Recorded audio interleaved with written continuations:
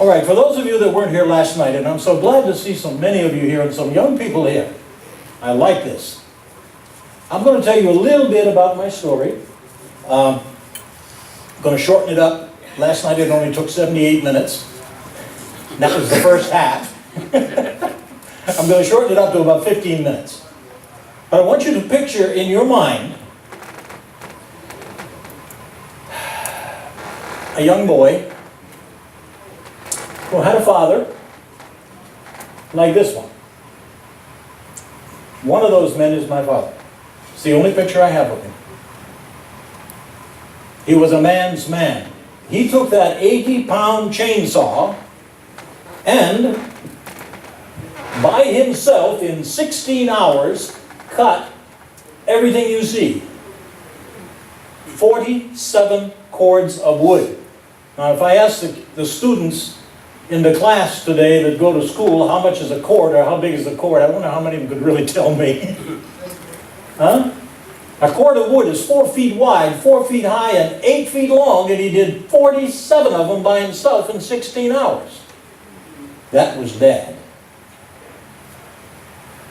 Now, you mentioned that God speaks Spanish and sings in Spanish, right? Well, Dad was Scotch, moved to Canada, married French-Canadian, was Catholic, and was the oldest son of 19 children by the same mother. I wonder what language they spoke. I don't know my Gaelic too well, but he sure spoke French. I never learned it. And he married my mother. Now, this is something you don't see happen too much anymore, right? And stayed married for 57, 58 years, something like that. Mother was English, Protestant, only child, college graduate. How do you get those two together? I don't know, but it happened. The fact is, I took after Mother. Which means I didn't take after Dad. Dad was a hunter. He liked to go out and shoot Bambi. I'm not going to go shoot Bambi. No, I want to go listen to Mozart. I want to listen to classical music. I want poetry. I was one of those kids that was too smart for his own good. Right? And one day when I was 4 years old, Dad came home. Now, Dad worked in the woods all the time. And I have to say this so that you understand. I don't blame him. Because if you have raised 18 brothers and sisters and you're the oldest one, you're the one in control. How do you control 18 brothers and sisters? What do you do? Right? You do it my way or you get my hand. Now I was number 22 in line. No, 18, 19, 20, 21 in line, I'm sorry. I had 2 older sisters. Now, the hand-me-downs in my family were all dresses.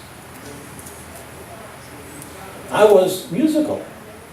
You see a pattern happening here? Dad and I did not get together emotionally. It always happens this way. If you take 100 people who have come into this lifestyle, this gay lifestyle, and you put their stories one on top of the other, you will have a 75% match, just like that. And we don't know what to do about it. So Dad came home drunk. Oh, I forgot to tell you, when he came home from the woods, you couldn't drink in the woods because they didn't want you to run chainsaws when you were drunk. That does make sense, right? But on the way home, he did what every good red-blooded American does. He hit the... And by the time he made it to the driveway, he was well past the legal limit. And if the cop had stopped him, he would have failed the test. Now, Dad's job when he came home was to take care of the sins of the children, just like he'd been doing for the other 19. Mother kept a list. And so I run up to the truck and said, Dad, I love you, I want to be with you. And he says, you did what this week? You go upstairs, you get your pants down, I'm going to get the belt. So instead of the loving father coming home, all I got was the discipline. Dad was a good provider. He worked his heart out to provide for us. But he didn't know how to relate to us.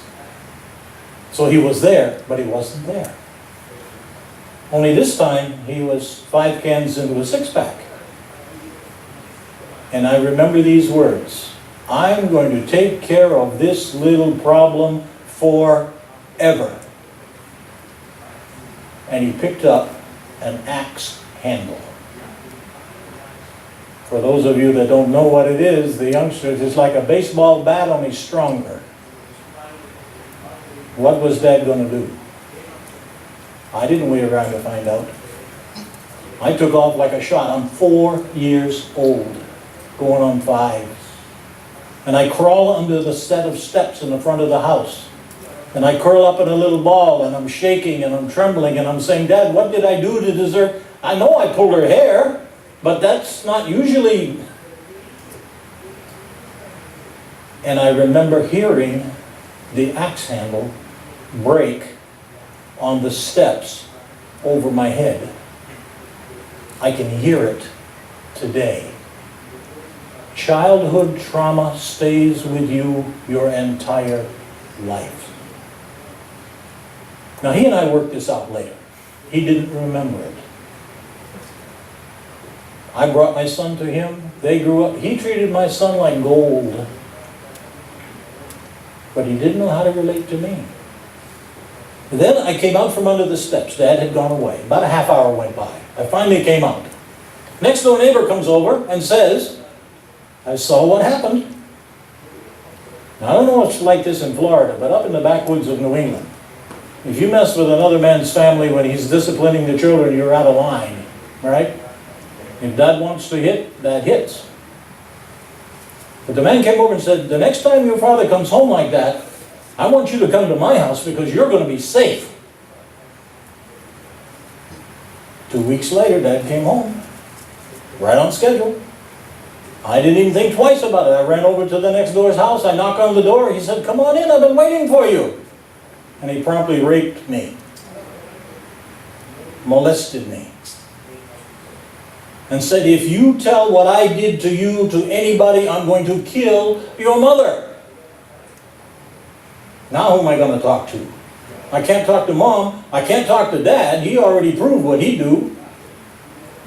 So for the next 10 years, 3 times a week, on the average, I would have to go to the house or someplace else where this man had a group of friends, and he would sell me to the friends. And if you've ever heard of it being done to people, believe me, it's done to people. And I survived until I became 14 years old. I was a Boy Scout. He told me, if you don't become a straight A student, you're going to embarrass me. People will ask questions. So I became a straight A student. If you don't join the Boy Scouts and become the best Boy Scout, people are going to be embarrassed. So I joined the Boy Scout. How many of you know what happened to the Boy Scouts last month? I know that's true because the Boy Scout master was a friend of. Do I need to go any further in that story? Then he said, I want you to go to church and become a choir boy. If I didn't have bad luck, I didn't have any. And I reached 14 and I found my father's gun. And I sat on my bed and I looked up in the air and I said, God, number one, I hate you, but if you're really there, you have one day to get me out or I'm going to kill myself. I can't take it anymore. Did you know that the highest suicide rate in the world is amongst teenagers that don't know how to handle life because they've never been trained properly? highest suicide rate. These are the kids that the gay world says, send them to us because they're the way we are, and we're going to help them. Highest medical problem rate, highest depression rate, highest suicide rate, highest drug addict rate, highest alcoholism rate, and they call it gay. Doesn't sound too gay to me. And I know, because I was there. And so that night, I said, God, if you don't, I will. Came home, lady standing in my dooryard, or in my house, giving a Bible study. Never saw her before in my life, didn't know who she was, didn't know what church she belonged to, didn't care, because I wasn't into God anyway, because He's the one that let this happen to me, right? Whose fault was it that all this happened? Could God have stopped it? Did I have a right to be mad at God? You know, there's a text that says it rains on the just and on the unjust. It happens. And what did God do? I challenged Him. He brought this lady, and she sat me down, and she gave me a Bible study at 9:30 at night.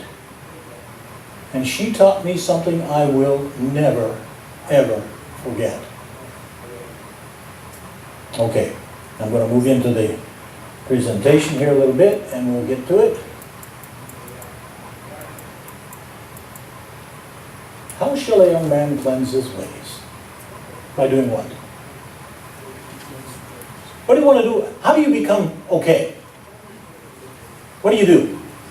How do you actually overcome the problems that you face?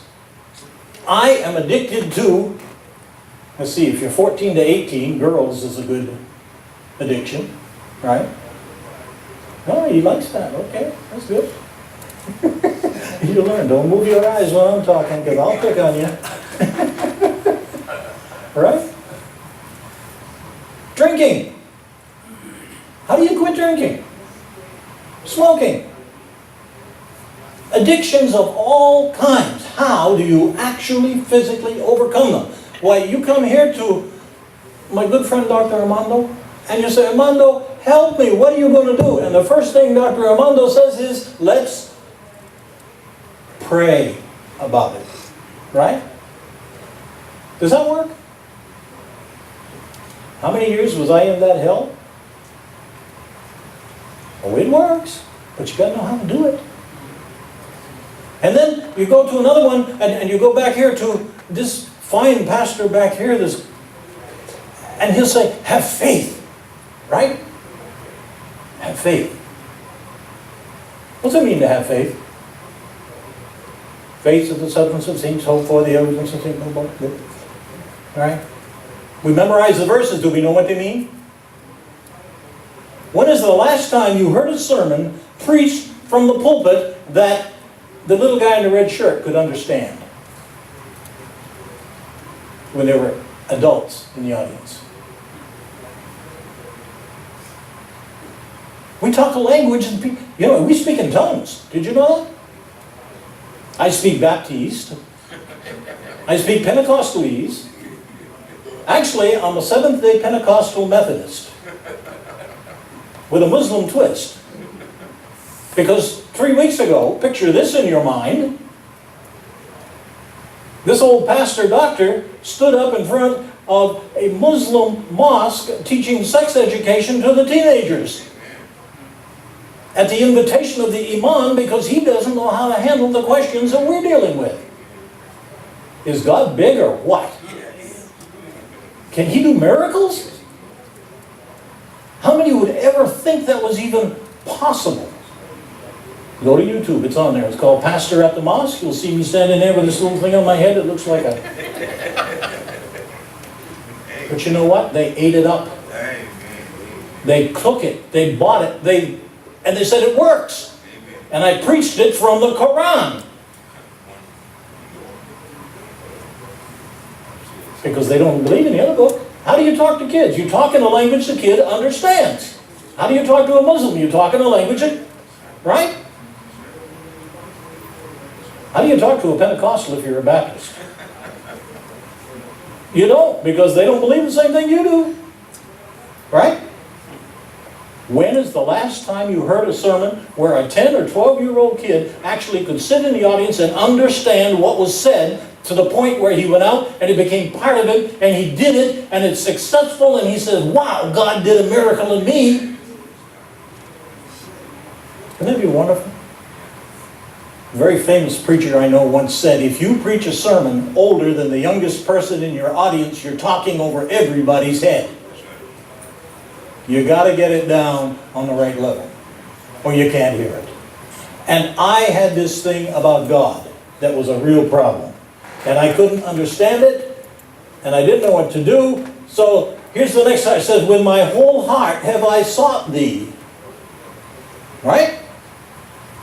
I wanted out.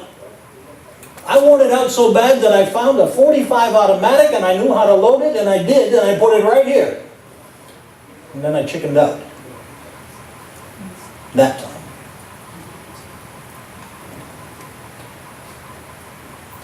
How do you talk to God? How do you make it real? With my whole heart have I sought thee. Now, how many of you can say, I don't care what the rest of the world does, I will not eat chocolate? Raise your hands. Bunch of wimps. You see, I've gone from talking to meddling. Right? I'm stepping on toes now. Well, I got this thing about chocolate. Right? Diet soda. Whoa! Guess what I had just before I came up here? Doctor says you ever drink one of those again, it's going to kill you. God, please, take away. How do I do it? How do I actually overcome sin? Last night I made a promise to you guys. What was the promise? I know you've been dying to tell me. What's the promise I made last night? You're going to share the secret. The secret of overcoming every sin every time. And when I'm done, you're going to know how to do it. Okay? I just thought I'd throw that teaser in there. That comes in the second half of the program after the intermission. Okay, here we go again. The main reason we do not believe God is that the one that represents Him has given us a false picture of who He is, and we believe the lie. When I was teaching school, every year I would give the same little question. Please write a paper describing your father. And put at least 5 points. And I'd get the papers, and I'd see them, and that is this, that is this, that is this, that is this, that is this. Right? About 3 or 4 days later, I'd say, please write me a paper and tell me what God is like. And I collected them, and I could take this paper and put it on this paper, and guess what? Your conception of God is what your father is. My father picked up an axe handle. What was God to me?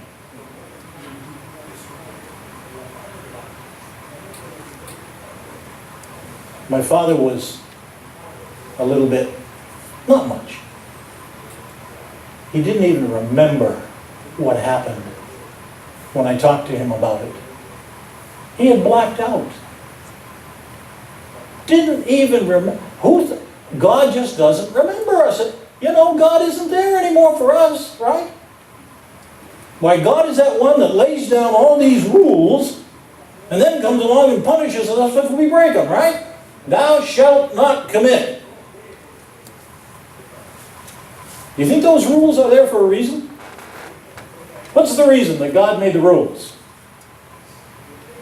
Just a question. Because He didn't want you to have fun? Protection. Huh? Protect us. Try it again. Protect us from being hurt. Oh, to protect us from being hurt. You mean the one that says, thou shalt not covet thy neighbor's wife might keep you from being killed by a jealous husband? He had some purpose there, didn't he? Thou shalt not commit adultery, which means what? You're not going to get the diseases that that other person has. True? It's not because he doesn't want us to have fun. God invented... Oh, I'm going to say this. You ready? Plug your ears. Adults, plug your ears. God invented sex. Oh my God. And guess what? He made it enjoyable. Ain't that a shame? And then he said, don't do it. Right? Is that right? Okay, how many agree with what I just said? God invented sex, God made it fun, and then God said don't do it. How many agree with that? No, God said don't do it with the wrong person. But when you do it, go at it and have a good time. Right? We've got it all backwards. And here I am locked in this. I believed I was a girl. Why wouldn't I believe I was a girl? I was raised with two sisters who liked to play dolls. And guess who the doll was? Huh? And guess what they dressed him up like? The only clothes they had. Right? And then I got taken by this really sick, let's not go there, and was treated like a girl for the rest of my life until I was 14. Why wouldn't I think I was a... It's natural, right? But something inside of me said something's wrong here. God, can you take care of it? We believe the lie. How many of you are aware that in certain states, boys, teenagers, right? You're 14, you said? Did you know that in certain states, if you tell the principal that you think you're a girl, you're allowed to use the ladies' room with the other girls? Oh, you see what just flashed through his head? He'll put on a dress for that opportunity. How backwards do we have it? We're twisted. And they shall call good evil and evil good. Why, you've got to love us, right? You've got to accept us. You've got to protect us. You've got to... Why, we're poor, beaten. Oh, God, it's terrible what you've done to us. So let us get married. Let's see, if the purpose of marriage is babies, just how do you do that? Just a question, right? I never saw a man-to-man yet that had one. Did you? Just a simple little question. We believed a lie. I believed I was. In fact, somebody once called me a homosexual. And I said, what's that? And they told me, and I said, oh, I must be. And for the rest of that year, guess what I thought I was? You name it, you think it, you adopt it, you become it. Did you know that you're a child of God? Did you know that He's moving heaven and earth to give you, it says, I've come that your joy might be full, right? And did you know that you can stand up here and sing praises to His name and be happy all the time? You must be one of those happy Christians, right? If you name it, you think it, you become it. It works that way. Okay. Back to my story. Ladies, give her the Bible study. She opened up like this. Said, I want to show you something I don't think you believe. And you don't. And she opened the Bible, and she turned in that Bible to Psalm chapter 40. Okay? And this is what it says. I waited patiently for what? The Lord. And He inclined unto me and heard my cry. Right? I waited, He heard. True? Wait a minute. Did we miss a word? In the Bible it says you shall not add nor subtract. Right? Every word is important. So let me ask you a question. What does the word inclined mean? And why is it there? How many have ever seen that word inclined in that text? And noticed it? Raise your hand if you've noticed that text and that word. And know what it means. Jaden? Come here. I made a friend today. His name is Jaden. And I warned him ahead of time. Come on. And you are how old? 9. Wow. You're a big fella. Jaden, what would happen if you fell down and banged your knee real bad? And your daddy was standing over there somewhere. What would you do? Would you run to daddy? You would. And what would daddy do? Can I show you what daddy would do? Daddy would do this. Jaden, my buddy, you're going to be okay. You're going to be fine. I'm going to take care of you. Let's go get that bandaged up. God inclines. Did I lose my mic? Huh? No. God inclines. God bends over toward us. Amen. And He puts His arm around us. And He hugs us. Is there any better feeling than having Daddy hug you? No. Isn't that wonderful when Daddy does that? Where's that? Is he right there? Which one? You go show me what Daddy does to you. Go on and show me. Dad, show us how to do this.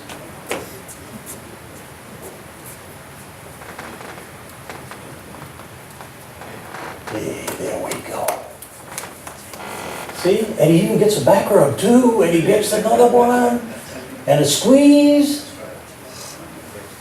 I waited patiently for the Lord, and He inclined unto me. He didn't pick up an axe handle. Right? And He heard my cry. You think God knew what I was talking about when I said, God, if you don't, I will?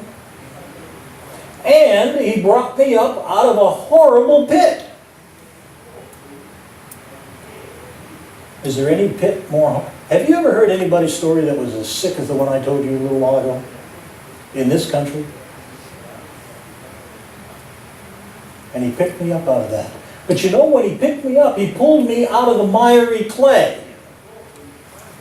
How do you pull people out of clay? Do you just reach down and go, whoop? Huh? Why not? Slowly. They lose their shoes. They lose the foundation that they're standing on. Right? You take them gently and you pull them a little bit and you let the air get down under the shoe and you pull them a little more, you let the air get down under, and finally, after a great deal of effort, you're out. Right? And then He set my feet on a rock. And that rock is? Jesus. This was a Pentecostal place. That rock is? Jesus. Oh, let's try one more time. That rock is what? Jesus. Jesus. Why? Because Jesus is going to establish my going. He's got a plan for me. He's going to lock me in. He's going to take me down. He's going to do everything He can do to make sure that I'm okay. And He has put a new song in my mouth, even praise. I can stand up here and say, praise God, I'm alive. You see, I didn't tell you about the other boys. The old man called them His stable. That's what he thought of us. And they're all dead from AIDS. I'm alive. Whoa! Amen. Why am I alive? So I can stand here and become part of that new big umbrella that God's going to get started out there. Yes. Right? I'm going to be able to tell the world that it is possible and that God does pick you up out of the miry clay. He takes you out of the horrible pit, and the best part about it is He just gives you the biggest hug that you ever had in your life, and you can cry on His shoulder. How many of you know how to Skype? You know, if you're a counselor and you do any long distance work, Skype is the next best thing to be in there. Because I looked in his eyes and I could see he was trying so hard. And then he said, I did that thing. And I said, what thing? I mean, he just passed the big test. He didn't go out with the guy, right? I said, I got on my computer. Okay, I see what the problem is. But you know what? He was so afraid to tell me that he was on the computer looking at pictures that it did rip the tears from his eyes.